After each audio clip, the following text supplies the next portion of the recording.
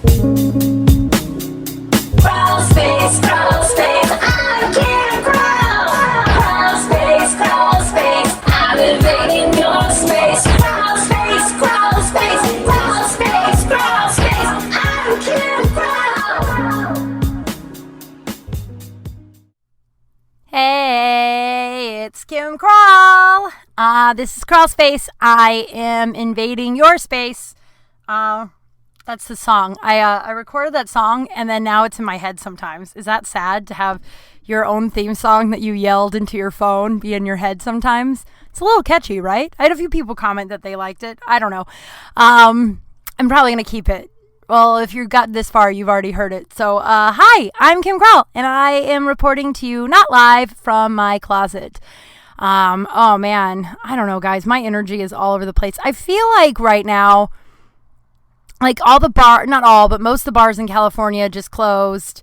We just passed like 200,000 cases of the COVID. If you don't know what I guess I didn't have to specify that it was COVID, but if you were wondering, it's what I'm talking about.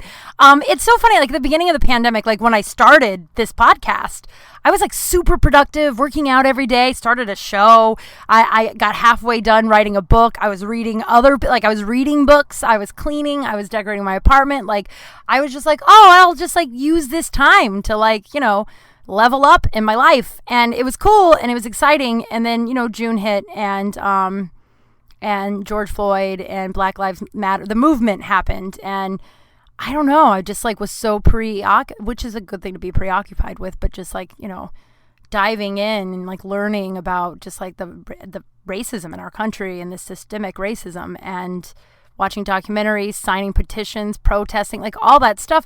So then June was just kind of like, and now obviously the pandemic nor the movement are over, but I'm here in July and it's just, I just feel like I don't know what the fuck to do. Do you know what I mean? Like, yeah, I'm still signing petitions, still educating myself, still blowing up blowing up my Instagram with as much information as I possibly can. But like my production level of my like self is like kind of gone down, and it's just like, I don't know, I just feel like I just don't know what the fuck's going to happen tomorrow. You know what I mean? Like I feel like I'm in limbo. Yeah. So I'm just like trying to take it a day at a time. My unemployment's about to run out. I'm told it just automatically ups. The House is debating whether or not they should give its citizens money for the remainder of the year, since most of us are able to work. But that's a debate, I guess, if you're a Republican in the House of Representatives. What the fuck? You know what I mean? Like, what the actual fuck? If you want to sign a petition, they've got like over 1 million signatures right now. If you want to sign the petition, DM me and I'll send it to you because it'll help. I just know so many people, like I can't work. All of my jobs are done right now, all of them. And like, even if bars weren't closed and I wanted to work in a bar, I wouldn't want to work in a bar because that's where I don't want to get sick. Like, it's such a mess. So I just feel like, I don't know, I'm just trying to stay real present. Do you know what I mean? Like at this moment, my health is good. I have a home. I have 2 beautiful cats. I have a lot of really good people in my life. I have abundance in my life. I'm here. So I'm just trying to like stay in the very present moment. But my fucking brain is like, what about this? What about that? What are you going to do there? Oh, you never made pillows for your couch. You know what I mean? Like that's such a random, but like I make this like massive to-do list and then I get overwhelmed and then I nap or masturbate, I don't know if that's what you guys did. Did that throw you for a curveball? I've mentioned on here a lot that I have Jehovah's Witness family members, and I just got a text from my aunt who was asking me if I wanted. She was like, we're learning a lot in the meetings. That's what they call the Jehovah's Witness church meetings, about how we're probably living in the end of days. And she's like, a lot of interesting articles. Do you have access to a Bible? And and then it was something like asking if I wanted videos about the end of days. And like, I know some of you are like, why didn't you say yes? Like, yeah, the comedian in me is like, oh my God, I want all that information, but there's a price to it. If you show just a little bit of interest, and even if you're just trying to like learn to write jokes, sorry guys, if you're listening, if you're my Jehovah's Witness family, I respect you a lot. I do not respect your religion, but I love and respect you. but like I don't know how much clearer I can be. And I like opened my phone and I was just ready to just be like, are you fucking kidding me? I don't know how much clearer I can fucking be. I do not want to talk about your religion. Instead, I just wrote, no, thank you, smiley face. And she wrote, okay. And like, I hope I just, Jesus Christ. Like, my dad sheltered me from, or not sheltered me, but he kept me from that side of the family quite a bit when I was a kid. And I expressed to her that made me sad as an adult because I didn't get to get close to that side of the family. And I think she heard I really had a lot of questions about being a Jehovah's Witness, and now you can try and recruit me. So ask me, send all of the information my way. Like, I don't know. And I don't want it to get to the point where I have to be like, I like fundamentally disagree with everything you stand for in that religion. Like, that religion is not good. It's very homophobic. Like, it's not good. And like, it's like, it actually bums me out that someone I love so much believes this kookiness. So I don't know why I decided to hop in here and fucking record. I was trying to be like, it's Tuesday instead of Wednesday morning where I'm scrambling. I was trying to be proactive. But instead, my brain is all over the map, and now it's like 5 minutes in. It's fine. We'll say some fun stuff. I have a big list that I'm trying to get through every week, and then I keep thinking of new stuff. I think it's good that I didn't talk too much about the Chris D'Elia stuff last week. I did talk about my own abuse growing up and stuff. Oh God, yeah, I love it because first of all, I love it because a lot of women are retweeting each other, and I've gotten the opportunity to follow a lot of really funny women that I didn't know I wasn't following before on Twitter and Instagram and all that stuff. And all these stories are coming forward of just like what female comedians go through in the scene.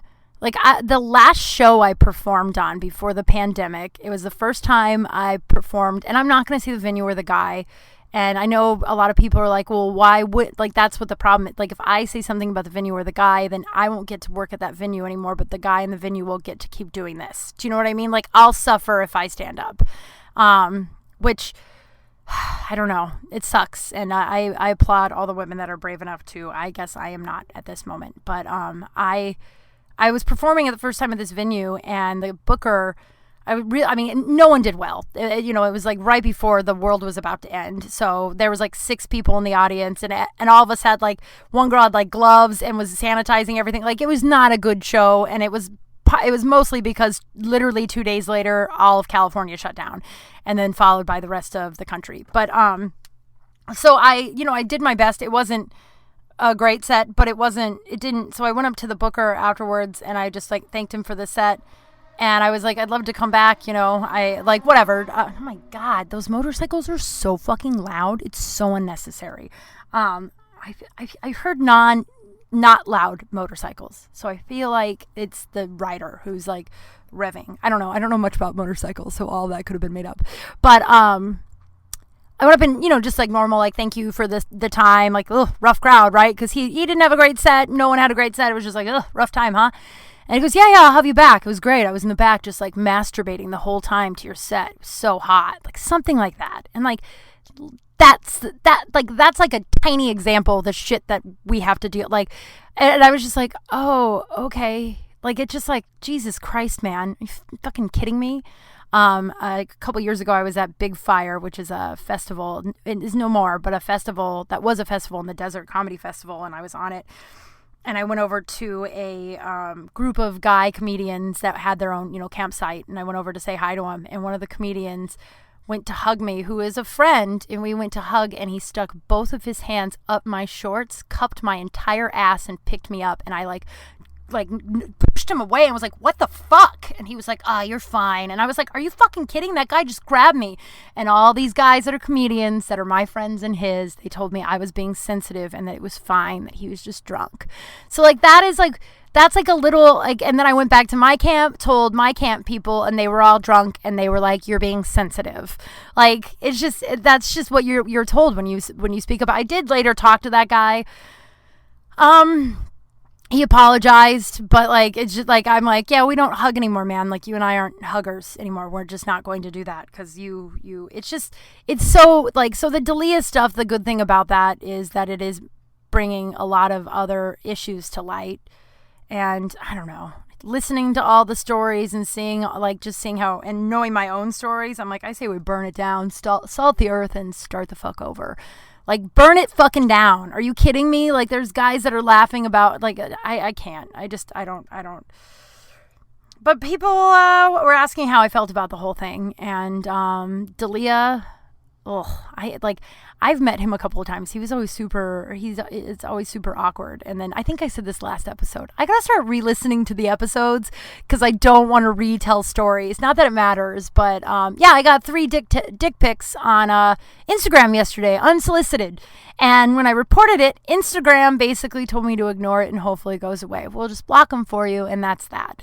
My buddy got banned from Facebook for, I think, 30 days a couple of days ago because, we were in a festival in, it was March 1st is when we came home from the festival.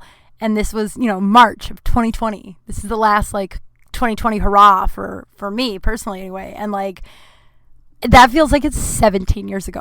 But so there's a guy in the festival who was just the worst, right? He was just everyone hated him. He was the worst. And he kept trying to get everyone to go hike with him. But we all wanted to hike, but just not with him. And he would post on the group chat. He'd be like, you lazy. He's, I think he's Canadian, French Canadian. And he was like, you lazy Americans. Nobody wants to hike with me. And all of us were like, yeah, we don't want to hike with you. We're not lazy. Me and this guy that I'm about to talk about, not the one I hate, but, me and this guy, we went on 2-3 hour walks during that weekend. We weren't lazy. We just didn't want to hang out with that guy because he sucked. So my buddy and I, his name is Bronson. He's so fucking funny. I'm going to hopefully have him on the Crawl Space Live, which, keep fingers crossed. I don't know when it's going to air. Now we're dealing with contracts and bureaucracy, and which is kind of cool. It's cool to have that kind of a problem. You know what I mean? There's a contract that we're all looking at, and it's exciting. It's, I don't know. It's I try to be half glass full, and my career is gone far enough that I have contracts and people are looking at it, and you know what I mean. So when it's Dash Live, when I'm on Dash with Crawl Space, I'm gonna hopefully have Bronson on. He's so fucking great, but. So we have an inside joke where, every now and then we'll just text each other, I hate that guy, right? Because we would just say it all weekend, I fucking hate that guy. He was a douche. Don't, I'm not a hateful person if you've been listening this long. I'm not hateful. There's there's some people that I'm just you're the worst. This guy was the worst. Oh, he was so terrible and so creepy. Just the worst, right? So Bronson posted something on Facebook. I can't remember what it was, but I wrote... I made a joke about hating that guy, and he responded, you lazy Americans, you don't want to go on a hike, something like that. He said, you lazy Americans. And then Facebook put him in Facebook jail for 30 days because that was derogatory against Americans. First of all, Bronson's American. He's like, I'm not fucking, what the fuck? And it's an inside joke between, we're friends. He's not calling me late. Facebook banned him for 30 days. But a guy... 3 guys yesterday can send me a dick pic, and all that happens is they say, hey, just ignore it, and hopefully they'll go away. Both guys have somehow figured out how to recall me. I had to block calls on my Instagram. I think Facebook and Instagram are almost the same thing. I'm not 100%, but they are linked. I do know, okay, if you're like, well, that's Instagram, not Facebook. Okay, here's Facebook. And I don't know why I'm bitching. I'm going to keep using Facebook. I know we're all like, fuck Facebook. It's ruined the world. But did you like my status? It's so funny how that works. So I'm just saying how uneven this shit is. So a couple years ago, there's a guy. His name was Anthony Bublewitz, something like that. You should try and look him up. I can't. He's been blocked from my account because he used to frequently message me and threaten to rape me. And I wasn't the only female comedian. There was a lot of females. So this man was getting multiple complaints. To me, if you threaten someone that you're going to rape them, not once, not twice, 7 times the lady, and also other women are being like, oh yeah, he threatened to rape me too, because I posted on Facebook and was like, who the fuck is this guy? And multiple women messaged me and they're like, oh my God, I had to block him. I reported him to Facebook. He still has a fucking Facebook. Facebook was like, well, just ignore him and he'll go away. We're sorry that happened to you. But Bronson goes into Facebook jail for 30 days where this guy literally threatened me, literally said, I'm going to rape you. I'm going to find you and rape you. Another fun example, my girlfriend was pregnant and she posted a photo of her belly. she had shorts on, so her belly was covering her shorts, and Facebook flagged it as offensive and blocked her for 30 days. Pregnant lady is not allowed to show her pregnant belly, but Anthony Biebelitz can definitely tell me he's going to rape me multiple times. Feel free to look him up and send him gross DMs. I'm going to warn you, you'll probably get banned from Facebook. He won't, but you probably will. So that's enough of our sexual harassment of this whole thing. Yeah, so, believe women. I don't know, man. I don't know. I don't know how hard it is. I know plenty of men who don't do any of this stuff. But yeah, I told you guys one of the first couple of episodes that I quit comedy for a couple of years because this guy was booking me on, and I was young and scared, and like now I'd be like, fuck right off, which I have told this guy, and I've blocked him, unfriended him, on all that stuff. But like at the time I was, not as strong, and I shouldn't have to be strong to deal. You know what I mean? Like, so I'm not justifying. I don't know how I'm saying what I'm saying, but you know what I mean? Like, I'm not like putting younger Kim down for not being able to handle this. Just like I wouldn't put that, like this was all on this guy. But this guy, yeah, used to grope me and like corner me in booths and like make out with my frozen body because I was so fucking freaked out. Like, that's so scary. Like, he would book me in San Diego, and he'd be like, you want to drive up to San Diego together? And I was like, no, I'm going to drive on my own. And he's like, well, I book you so you have someone in the car. I'm like, so you can get drunk and drive up there and then grope me all night? I'm good, thank you. And then I didn't realize until a couple years later that that's why I like stopped doing comedy. I was so uncomfortable around this man. And then I ran into this man at a show, I don't know, 3 or 4 years ago. And he went to hug me, and I literally like reactionary almost hit the floor, like PTSD, like, oh my God, please don't hug me. And he was like, oh, I'm sorry. I'm like, no, we're good. We don't. And so just like, I don't know, man. I don't know what the solution is. It does start with like men believing us, I think. I know a lot in comedy, like women have all come together. Like a lot of tweets are coming out there, and a lot of my women friends are talking about it, where they're like, yeah, the amount of times that I've told my male friends about these guys, and they're like, oh, he's my friend. What do you want me to do? Do you know what I mean? Like, and it's just, it's like, it's a boys club, dude. It's another girl posted. I'm not giving any of these women any credit on their tweets, not on purpose. I just can't. Has been so many in the last, and all very funny. So go to my Twitter and you'll see all of the funny women. I retweet all of them. So, was saying like, hey, you know how guy comedians, you know how much fun you have when you book all the guys on the show, and then there's that one girl, but the like 5 of you guy comedians are like laughing and having a blast and like saying dick jokes and all that shit. Like, maybe book another female comedian so she can have a friend too. Not that we need a guy friend, but like sitting in a room and like, I'm deemed as cool because I put up with your BS sexual grossness. Like, Kim's cool, we can talk about like fucking her and shit. And it's like, well, no, I don't know what else to do, because if I say like I don't like that, then I don't get booked anymore, or I'm not fun or cool. It's just like, have some respect. I don't know. I don't even know if this is gonna be funny. I'm so all over the place, you guys. I just feel crazy. I'm about to do this facial Zoom class with Nikki Miller, who is a funny comedian, and I'm sweating. I wonder if you're allowed to be sweating while you go into these classes. I'm so sweaty, you guys, all the time. I don't know what to do. It just always comes back down to sweat. I have a good girlfriend who I had lunch with her last year. I mean, I have lunch with her all the time, but the first time was last year. I went to hug her, and I was like, oh, I'm so sorry, I'm so sweaty. And she just laughed and goes, well, you're a mammal and we live in the desert, so it'd be weird if you weren't. So take that, everyone who makes fun of my sweat stash. I want to make it funny now. I don't know if this, but I feel like I got on a soapbox. My energy's all off. There's this kid in college that, so I used to have this obsession with men letting me shave their legs. Not like a fetish, not like I like sexually wanted to be able to shave your legs in order to get aroused to fuck you. But like, I don't know, there was like a weird, and my best friend Amy and I in college, we had this thing where we were like, we should, like, you'd be surprised how many guys will just let you shave their legs. So there's this guy, Luke. Okay. So it was our sophomore year, and for some reason, and there's this other broad, Valerie, Amy, Valerie, and I thought it would be funny to go back to our old dorm and make friends with all the freshmen. I don't know why. We called them all freshmen, and we acted all tough around them, but now it's like they were literally a year younger than us.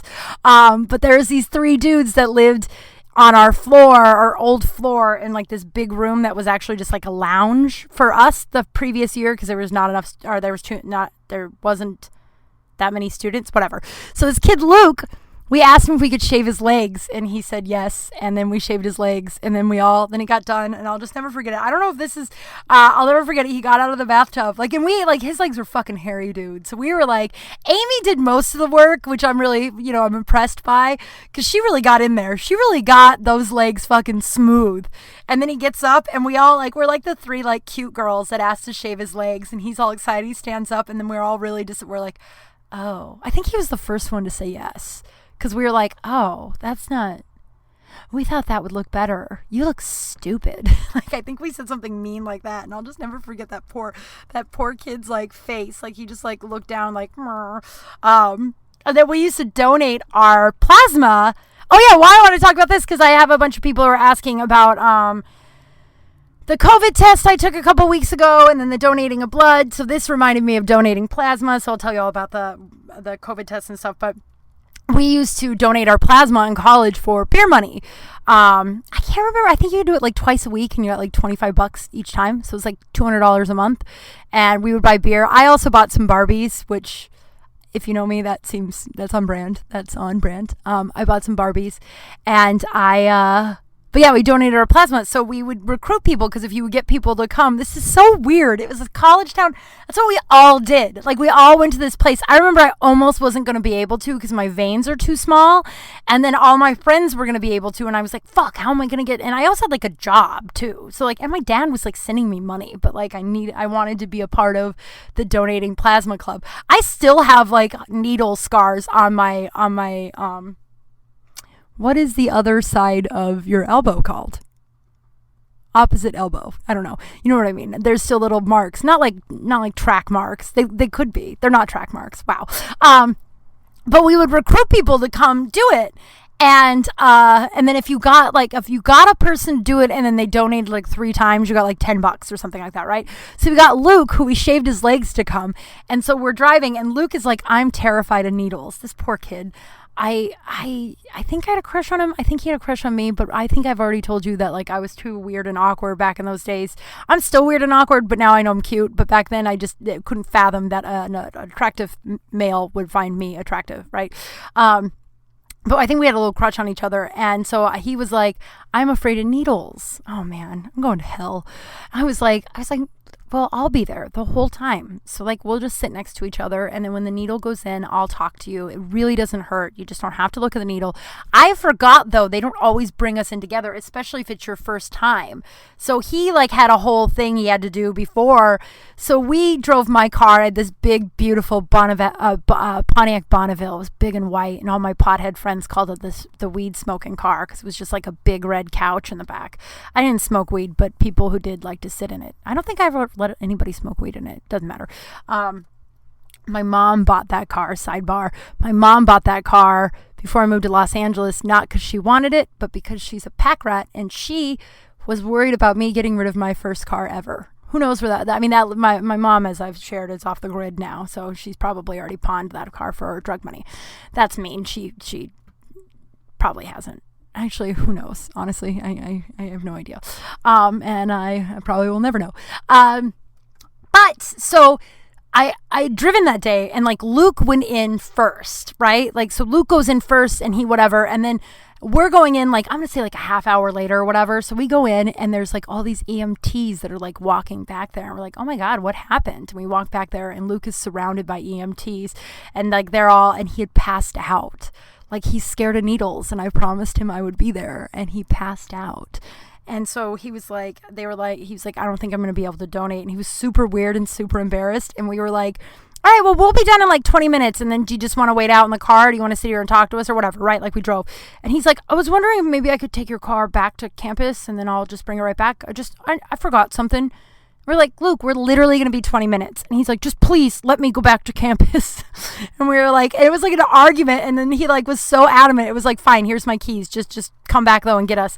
And then he leaves. And the nurse, maybe she's going to hell too, the nurse looked at us and she goes, that poor kid, he wanted to go back to campus because he peed his pants. Because like when you pass out, you wet your pants sometimes. So when he passed out from the needle, he wet his pants and he didn't want us to know he wet his pants. Now I've thought about that once a week for 18 years. Not for what you think of. Like, yeah, I do feel a little guilty, I guess, that I wasn't like with Luke like I promised him I would be, but he was, well, I guess he was like 18, poor kid. But what I think about is that, like, how did he not get pee on my seat? Do you know what I mean? Like, if you pee your pants while you pass out, like, it's not like a tinkle, because you're not like, oh, I just peed, like how I've peed my pants my entire life. Like, you pee your pants a little and you're like, oh, I better get to a bathroom, right? It's like you pass out and you like pee. You like pee your pants. Pee. I still haven't figured out what that's from. Pee. Anyone? You like pee. You like piss your pants, dude. Like you like piss them. And so I thought about it once. But like we came back. It was dry. It didn't smell like urine. I can't think of it. I can't think of a reason why the nurse would lie. Nor can I think of a reason other than a reason he'd have to go back to campus before us. So I don't know. Riddle me that, Crawl Space audience, because I don't know. But yeah, I got tested for COVID like a week after I protested, maybe a week and a half after I protested. Just to, I feel like, first of all, I think that that's going to be part of the new normal. I've been pretty much quarantined since. I've seen a couple of people, but not, I guess I went to lunch the other day, but it was like a social distance mask. I'm only going to restaurants where I know the owners, so I know, like, I've worked with them or I've worked for them, and I know that how they'll actually listen to regulations. So there's a website. I know it's in California. If you're not in California, I'm not really sure, but there's a website. It was so fucking easy. You just like set up an appointment the next day. And we went to Dodger Stadium. You sit in your car. It's like an hour wait. And you do it all in your car. It is funny. Like when we went, like the Q-tip that you don't put it in your nose, you do it. It's like a oral one. The Q-tip is too long for the test tube. So one of the steps is to break off the Q-tip to fit in the test tube. And my buddy Whitney and I who went, we were like, why wouldn't they just make the Q-tip as long as the test tube? Like, why would they? Because people are, I don't know if you guys know this, people are deeply stupid. Like, deeply stupid. It horrifies me that I'm one of the smarter people out there. I'm smart, sure, but I'm not that smart. And I'm one of the smarter people out there. It horrifies me. But I guess, like, Whitney went back because his test was inconclusive, so he went back. He's negative, by the way. And they had fixed the little Q-tip problem. Wild, right? And so then I got negative. And then I got a negative result, and then a week later, I went and donated my blood. So I think that's going to be what I'm going to do. You can donate your blood every 6 weeks. So I think, like, right before I can donate my blood, I'll just go get tested. Just, like, because I think you just need to get tested. Like, I guess that's just part of it. You know what I mean? Like, what a weird... I have a feeling we're going to go on lockdown. Because, like, the thing is our country hasn't gone on lockdown all at once. Like, together. Do you know what I mean? Like, each state is, like, different. Like, California completely locked down. Colorado, for the most part, from what I've heard. Iowa, not at all. Like I might be talking out of my ass, but I think we're one of the only country that didn't just lock down altogether. Well, because we have this checks and balances and, like, state autonomy and stuff. But, like, I think if we just lock down, all of us. We also have a very dumb president, and it's just imploding more and more. Guys, this is nuts. Like, I don't know. I can't, like, this isn't a news podcast, and I just never want it to be that because, I don't know. I got into an argument with a Trump supporter the other day, and as soon as I don't know why, I don't engage typically, but this guy, like, this dude, like, posted a chart that said, that had both Bushes, Clinton, Trump, and Obama, and it was like wars started, or wars participated in, or whatever. Wars started, and I think that's what it was. But it was like everyone but Trump has, like, waged a war or is, like, gone to war. And then a guy goes, and he goes, well, see, Trump is the only one who hasn't brought this country to war. And a guy goes, actually, he has. He's created war against his own people. And this other guy was like, prove it.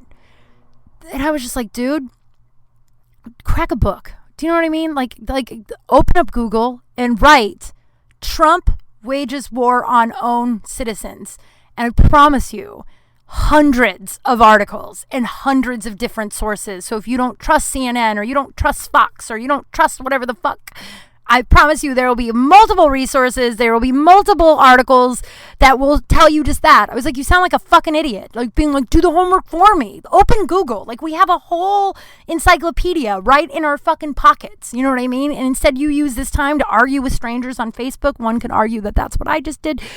But then he sent me a video that was an hour and a half long about how they're going to get us and the mask wearing. I didn't watch it. I like opened it up a little bit.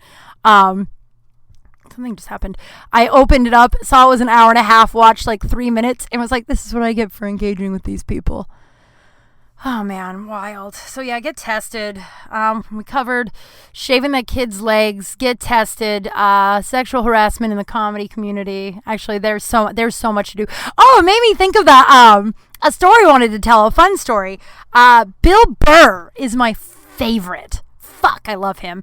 I'm so scared, and I don't think this will happen. I actually have a buddy who grew up with Bill Burr, and Bill Burr, I've just heard great stories about him, and but you know, you're just like, oh, please don't. Like, you know how we're all terrified something's going to come out about Mr. Rogers? Not that Bill Burr and Mr. Rogers are the same, but I just mean like, you know, like I'm terrified of the day that like anything comes out about John Elway. Terrified of it, because like I love him. Like if you're from Denver, you're like hardwired. Like if he burnt down an orphanage, I'm hardwired to go, I guess they had it coming, you know, like maybe not really. I don't know. I cry if I see him. Like I love him. That's so embarrassing. But Bill Burr is like one of my favorites.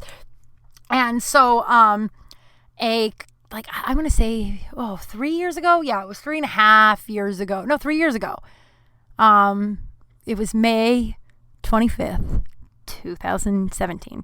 I actually know the date because my best friend Wixom was born that day, and that's the story. So my buddy Franny, his wife, had cancer, and our other buddy Wayne wanted to put together like a benefit and like sell tickets and like help raise money because cancer is fucking, you know, expensive, which is a whole other thing we could talk about. So wanted to like, have kind of a benefit, and our buddy Wayne grew up with Bill Burr and Dane Cook, I believe, and so he was like, I could get Bill to headline. And so then he knew I was a new comic, so he called me and asked if I wanted to host, which, God, I had dreams about. Of course I said yes. Like, obviously, I get to work with Bill Burr. Fuck, so exciting. I met Bill Burr like a little bit prior to that. I was producing a show in the belly room of the Comedy Store, and I was up there with this guy, Josh, who's also a comedian, and we both had heard Bill Burr was wandering around the patio at the Comedy Store. And Josh looked at me and I was like, should I go ask him to be on the show?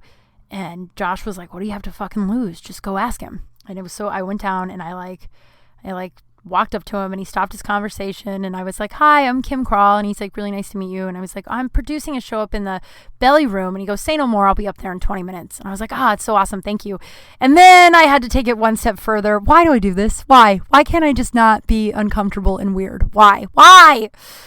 Never change, Kim Kral. That's what I say to myself every time I look in the mirror. I mean, evolve, you know, and grow as a person, but never change your weirdo-ness. Because I used to hide it, and I thought that I should be ashamed of it, and I'm fucking magic, guys. This took a weird turn. So, and then so instead of just walking away and being excited that Bill's going to be on my show, I'm like, I actually, you know, we might have met before. I'm part of the Big Wangs family. I know Wayne Previty, and he goes, it's Perverty. And to be honest with you, I don't know if it's Previty or Perverty or Parody. Like I've known Wayne 15 years at this point, still no idea, but I mispronounced it in front of Bill, so it just looked like I was weirdly name dropping someone to get into a conversation with Bill Burr, and I was just like, I just don't know how to say his name, and he just was like, cool, I'll see you in 20 minutes, and I was like, all right. So, but he came onto the show. It was so fucking cool because it was like, oh my God, I'm sharing a stage with fucking Bill Burr. Bill Burr, that actually somebody, like Bill Burr, inspired me to do Crawl Space. My buddy, my very good friend, very funny, Matt Neal, comedian, so I think I've told this before, but has said I should start a podcast, and was like, just like Bill Burr style. Because, Bill, if you haven't listened to it, is fantastic. He just basically he probably doesn't sit in a closet. I'm sure he has a room and like a couch. He's probably not in a closet on a broken down chest. What is it called? The trunk, whatever, it doesn't matter. But he was like, you should do that style.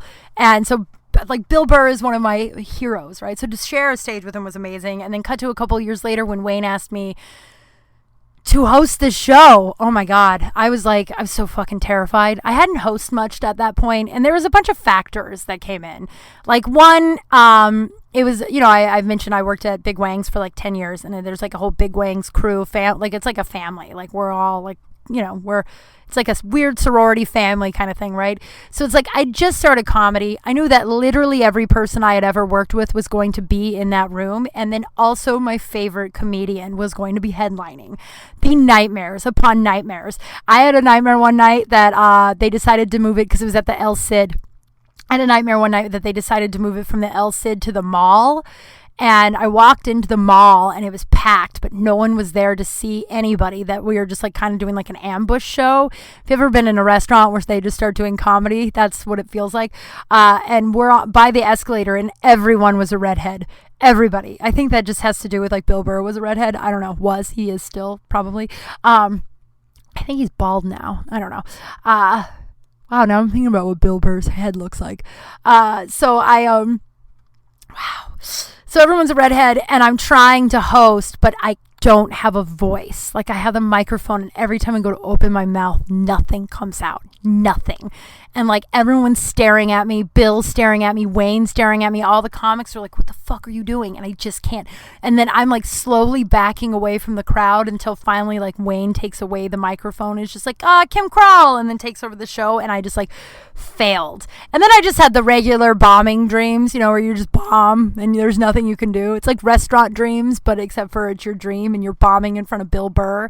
So needless to say, I was really fucking nervous. It was like one of the, and so I get there that day and I'm a mess and I'm trying to be cool.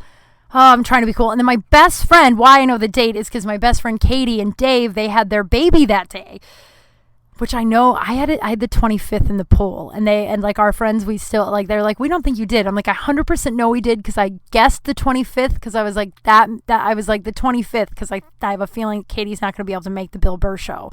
And I was right, but I never got paid for the bet because no one believed me or there was no record. I think about that every day. Just kidding. If you're listening, I'm totally kidding. So Katie had her baby that day. She had Wixom, so they couldn't come. So we get to the venue. Bill Burr shows up, and we're sitting. We're all the comics. I meet all the comics. I'm doing all. I'm taking all this stuff. I have a glass of wine. I'm trying to just be cool. A lot of people came to show to support, other than just the Big Wangs people. Like a lot of my friends did too. I like to pretend they came to support me, but really they came to see Bill Burr in like an intimate setting. I'm imagining. And I went for a good cause. So. And I think she's in remission, but I know she's back in school to become a nurse. So like, happy story all around. So, we're backstage and, I'm sitting with Wayne and Bill and they're talking. And I was like, hey, Bill, maybe this might be embarrassing and this might be a little douchey, but can I get a picture with you? And he goes, yeah, it's fucking douchey. We're fucking peers. And I was like, oh, okay. And he's like, well, get over here. Let's take a picture. And it's just exactly like you always imagined. And he called me douchey. And then I was like, oh my God, Bill Burr called me his peer. Bill Burr called me his peer. And he put his arm around me and then we take a picture. And then he looks at the picture and he goes, and I'm going to post this picture on my Instagram. He looks at it and he goes, you're taller than me. The least you could do is like either hunch down or be funny about it. And I was like, do you want to take the picture again? He goes, nah, you had your fucking chance. So then we're backstage right before he goes up, right? And I tried to make a joke. I was like, what would you like me to say about you? And he just like blankly looked at me and I was like, just kidding. I'm just trying to. And then I did ask him what I ask every headliner, when you're hosting, like, when do you want the light? And the light, if you're not a comedian, means like, in the back, like they light you when you have like a light will go up in the club, or a flashlight in the back will, when they let you know you have 1 minute left. And headliners have a little bit of a leeway, but if you're not a headliner, it's 1 minute left. Some shows will be like, we'll give you 2, but for the most part, 1 minute left, wrap it up, right? I think I told that in an episode when I was talking about my first show at the Comedy Store, when I got played off by music because I did not know what the light was. I am going to be listening to all the episodes, so if I haven't told that story, I'll tell it next week.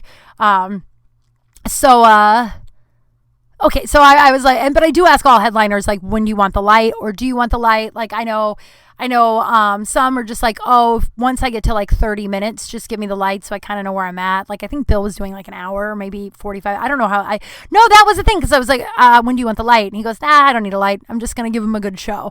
And I think he was up there like 30, 45 minutes. It was fucking great. One thing that was bizarre is he brought all of his belongings on stage with him. And I think about that a lot. And when Bill and I inevitably become best friends and he lets me spray tan him, that sounds really weird. I have a dream. One of my biggest dreams is to become famous and get on Conan O'Brien's show as a famous person, and then he lets me spray tan him. And then maybe he spray tans me. I kind of want us to spray tan each other. And then Bill's also redhead and pale. Maybe he can come on and the three of us can spray tan each other. That sounds weird, but I bet it'd be really fun. I bet it'd make for great TV. So that's one of my dreams in this life, is to spray tan Conan O'Brien while Bill Burr watches. Maybe that'll be the name of this episode. So I do think about that, though, because he put all of his belongings on stage. Like, I think about that constantly. I'm like, well, why did he do that? I don't know. And when we become friends, one day I'll be like, yo, man, this happened. I don't know. But so we're sitting backstage, and we're like quiet, awkward. Like, it's not awkward. We're just quiet. We're waiting. Like, the other guy's on stage at the time, right? And I'm waiting by it because I got to go pull up Bill.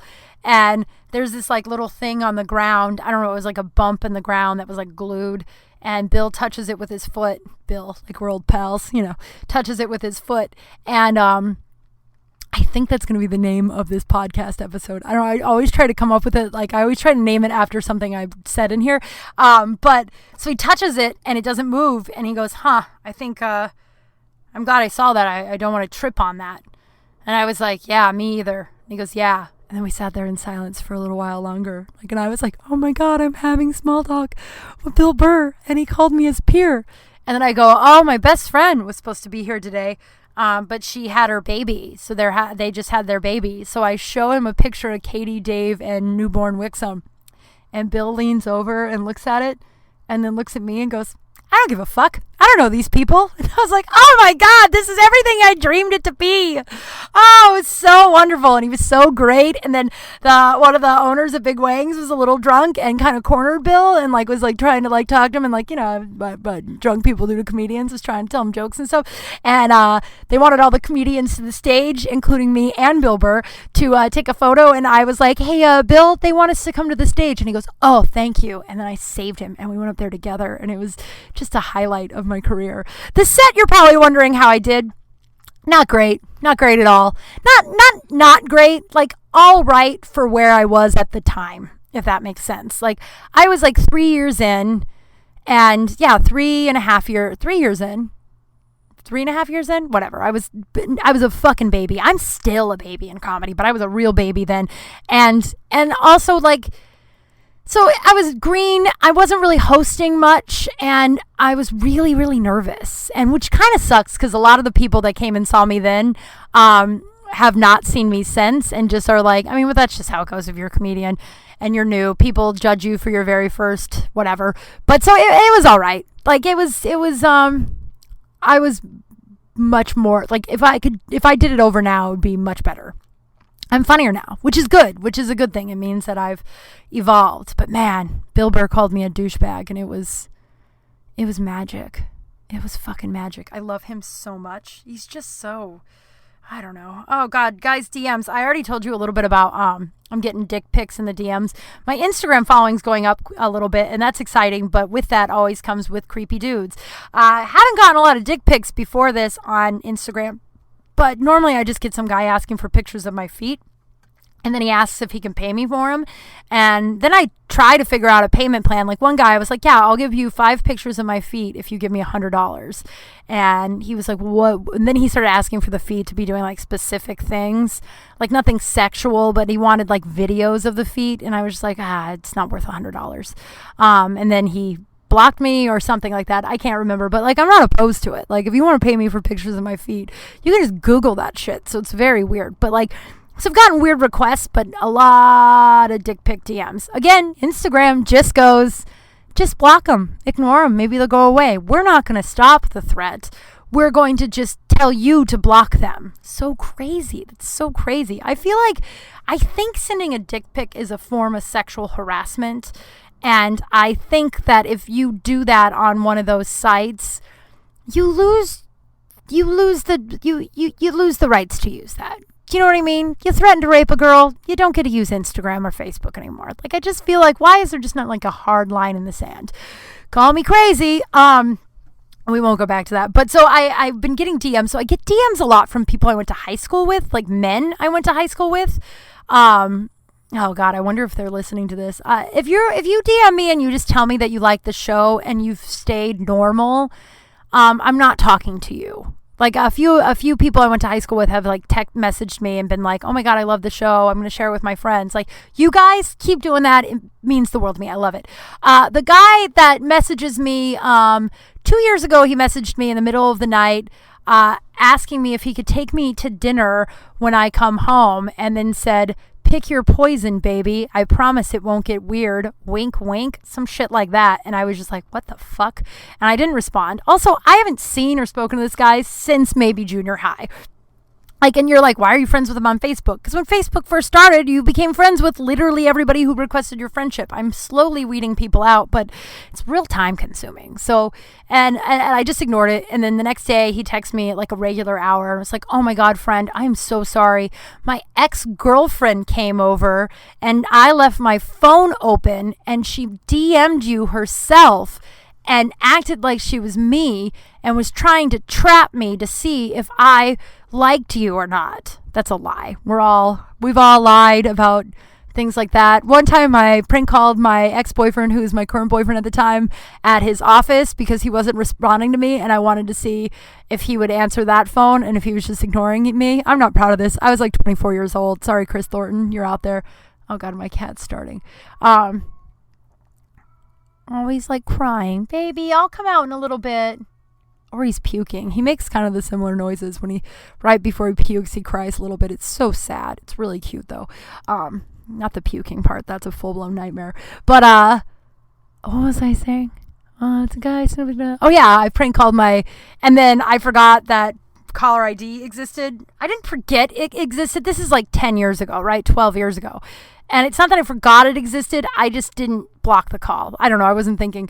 And he called and he was like, hey, we got a California number. Call us. And I denied it. And then I looked crazy. And then he broke up with me.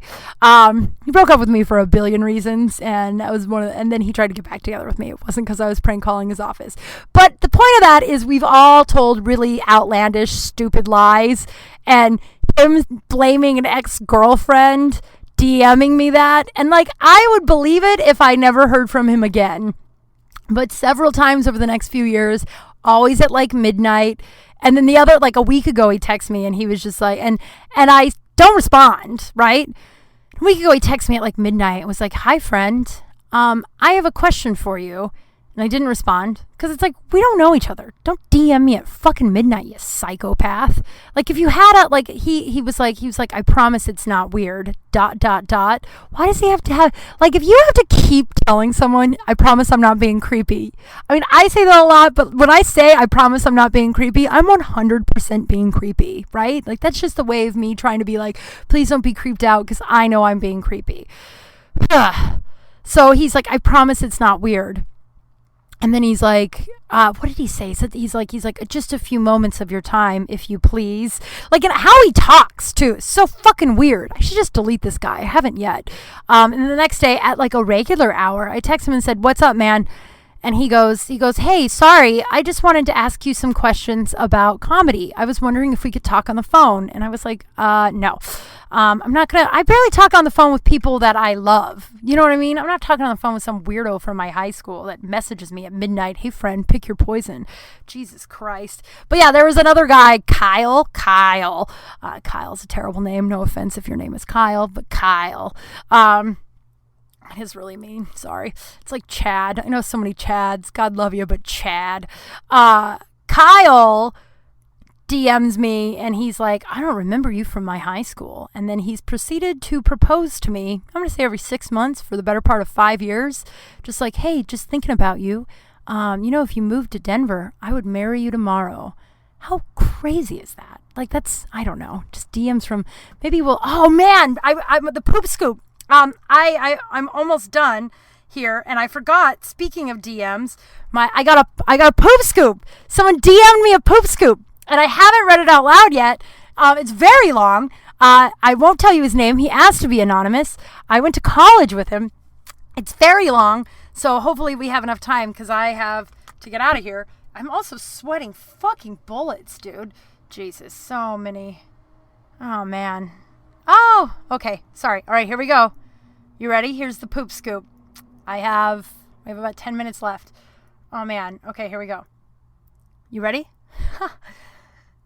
And remember, sidebar, I don't know how to read very well out loud, so you should be in for 2 treats. So I had earned a trip for work in D.C., and my wife and I were having the best time.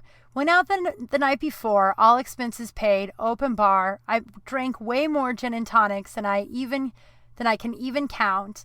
And being at sea level, when you're used to being more than a mile up, it hits different after a few cocktails. That's a true story. So that makes you know he's from Denver. So we went out and had an amazing time. Ended up at a karaoke bar, singing our hearts out, buying everyone rounds and shots. That's the last thing I remember. The next thing, I woke up in our hotel room, naked as the day was born. Look over and see my wife just as naked and think, oh man, we had a good time. Then all of a sudden it hit me. The room was spinning. I can't tell you if I'm going to shit myself or throw up all over myself. And both are coming, and fast. Oh dear God, no. I can't take a shit and puke myself in a hotel bed. Yes, you can. So I jump out of bed, sprint to the bathroom, flick on the lights, then realize a decision has to be made. I'm getting so hot. Not like hot and bothered like I find this sexy, but I'm like sweating in here. I was just thinking, what if I pass out while I'm reading this? I have to puke bad. So a split-second decision is in order. I know that if I go and throw up in the toilet, I will without a doubt blow the opposite ends basket and shit all over the wall and floor of the bathroom. Or I sit on the toilet and blast this hangover drunken shit's diarrhea into the toilet and quite possibly still throw up all over the bathroom wall. We've all been there. Don't judge him. I chose to sit, thank God, because as soon as I sat down, I broke the world's record for the amount of diarrheal explosion and amount of liquid coming out of one's ass in one sitting at warp record speed. But then, all of a sudden, in the same moment, I remembered that I had to puke, and bad. It was coming, and there was no stopping it. Now, mind you, in these nice, swanky, super fancy hotels, the bathrooms are the size of most studio apartments in New York. So the trash can was maybe 10 feet away from me. I couldn't reach it without shitting all over the bathroom floor. So in that 3 seconds of needing to make a decision, I scoot back as far as I could on the toilet and attempted to throw up in between, oh my God, in between my dick and the front of the toilet. So yeah, great choice, right? Understand when I tell you that the gap was small, and I encourage to see just how small the margin of error is here, I proceeded to violently vomit all over my chest, dick, and front of the toilet. And I mean violently. Liquid officially coming out both ends at the same time. Oh my God, what a nightmare. It was the moment I said, wow, look at yourself. I had shit crawling up the back of my ass from being backed up on the seat as far as I could, vomit on my chest, dick and nestled comfortably in my pubes. Ew! I looked majestic. It was quite frankly the worst moment of my life. To top it all off, my amazing wife comes in to check on me, sees me on the toilet and says, "Oh, are you okay?" "Yep, I'm good now. Should probably jump in the shower." That's when you know it's love, guys. When he or she can see you at your absolute very worst and still offer to help in some way and not leave your ass alone in a hotel. Oh my God, that's such a nice story too. Gross, but yeah, that's what I would like to find that in my life. I would like to find someone. I haven't really puked from drinking in a very long time, but I would like to find someone that would still love me after I shit all over myself. That's such a thank you. Thank you for sending that in. That's our poop scoop for the week, guys. Oh, I wish I finally got a toilet flush. I'll do it next week. Nope, still can't make a toilet flush noise with my mouth.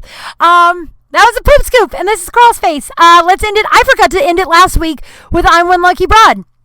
So I'm going to end it this week with I, Kim Kral, am one lucky broad. Oh, Jesus. Well, that was fun. I, Kim Kral, am one lucky broad because I'm safe and I'm healthy. And I've got a lot of great people around me. And in this very moment, like I started this podcast out, I am scared of what the future is going to hold. But in this exact moment, I have everything I need and I'm exactly where I'm supposed to be. So thank you so much for listening. Stay tuned. I will keep you updated on Kral's Face Live. We're still not sure. Fingers crossed it's July, I guess, at this point. You know what I mean? Hopefully it's before the world ends. So new episodes every Wednesday at noon o'clock of Kral Space. You can find me on all the socials. I'm Kim Kral, KYMKRAL. If you get a second and you liked what you listened to, please give it a rating and a review. It just means so much. If I get enough, they'll put it in the new and noteworthy on iTunes and podcasts, and it'll just get my voice out there and help my dreams come true a little bit quicker. So if you just have a minute and you want to do that, that'd be great. Also, I have a bunch of 1-star reviews, so let's try to cancel out those with some 5 stars. And so that would be a lot. That would mean a lot to me. Thank you for listening, everybody. Loving all of the DMs of support. It means so much to me. And send me your poop scoops, send me your lucky broads. Give me some too much confirmation, baby. I won't do that again. I love you guys. I will see you next week. Bye.